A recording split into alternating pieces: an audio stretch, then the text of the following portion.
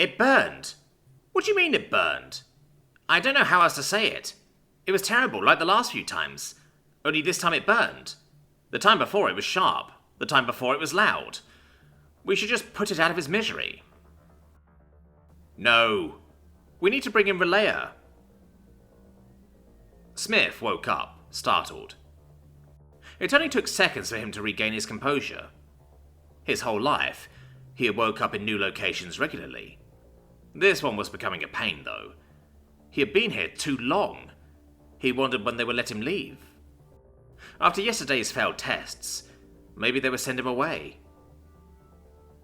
He wasn't sure what they were looking for, but these bugs kept hunting in his brain. He didn't know how else to say it. It felt like they were searching for his brain for a lost memory, or one that never existed. All they kept finding was a wounded past. Relayer, we need your assistance. I looked up from my notes and saw the annoying one standing in my doorway. Tshirt was his name, I think. What is it now? The new subject is difficult. We would like you to do an analysis and see what you can learn. The subject seems to be a similar species to yours, ape-like. They seemed impatient, waiting for the translator to work. Although the bugs showed no emotion, I could hear the contempt in the way the translator said ape. The bugs were unaware that translators could show emphasis and how I used that information. I hate the buggers. Take me to it. I'm not a prisoner on this ship, but there's nowhere to go. We're in space, and they know that. I think of all the ways to kill Tixie on the way to the holding cell they used for interrogation. I chuckled to myself because, as a medic, that's the opposite of my training. One day I'd do it, though. I asked for the origin paperwork to at least have an idea of what I was dealing with. Apparently, this was the last survivor of a warship that crossed the wrong bug ship. They had labeled the subject Ape. The notes described attempted probes, but the reader's mind was sent into pain every time they tried to read the subject. That's unusual. These hive mind bugs have been able to dig through every mind they had crossed. The only reason they had not read mine was they valued my healing abilities, or as we called it at home, basic first aid. I set the file down on the table outside the room. The reader sat down across the table from me to brief me before I entered. SAP was nice enough. They still had an air of superiority, as though I was a lower being. They didn't know that if I knew how to pilot this ship, I'd rip them all apart and go home. The ape has a broken mind. When we attempt to enter it, all we find is pain. So much so that I believe the subject should be put out of his misery. Can I see the feed, SAP? SAP turned on the monitor, and I almost lost my breath. I didn't have to bother holding my excitement. These bugs can't see emotion. I almost cried. The subject is a male human, wearing the military uniform of a pilot. They thought we were different species because he is male and I am female. The bugs are not bothered reading about human biology. I know the species. It is very similar to my own.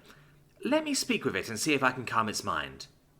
Perfect, purred SAP. The door opened and the most familiar smell I have ever encountered washed into me. Another person, not a bug. I've been trapped here for years. However, that was about to change. I walked in and said, English? Smith looked up in bewilderment. Did a woman just say English? I can't see for all the light, he responded in English. It felt weird to not speak the sole common of the military. Why is this woman here and speaking English? I am Dr. Sarah Brown. I have been on this ship for around 2 years as a captive. I am using English because their species translators only know the sole common. They won't be able to understand us. Are you hurt? Just confused as to what they keep looking for. No physical pain, though. Sarah's ears almost buzzed hearing another human speak, and his native tongue at that. How did you get here? He answered, I was piloting a cargo ship when we were struck out of nowhere. I guess I hit my head and went unconscious at some point. The last thing I remember was my co-pilot lunging for the hard brake. He did have remnants of bruising around his left eye. Do you think you can pilot this ship? With my eyes closed. I have accrued 10 years of flight experience on top of the 30 sim years at the Academy. The bug ships are the same as our old planet jumpers. The click of the translator was a harsh return to reality. Why are you speaking in an unknown language? SF's translator sounded irritated. What are you doing? Questioned Smith, as I was unlocking his shackles and cuffs. We are getting out of here. The bugs are weak. I can handle them as long as you can fly us back to humanity. Yes, ma'am. After the last cuff was off, I turned just as Tixie approached me. It grabbed my arm as if to stop me. We really should read up on human biology.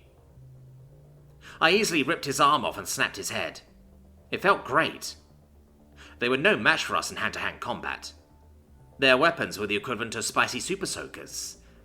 I would offer the others a chance to surrender, only because they were never hostile towards me.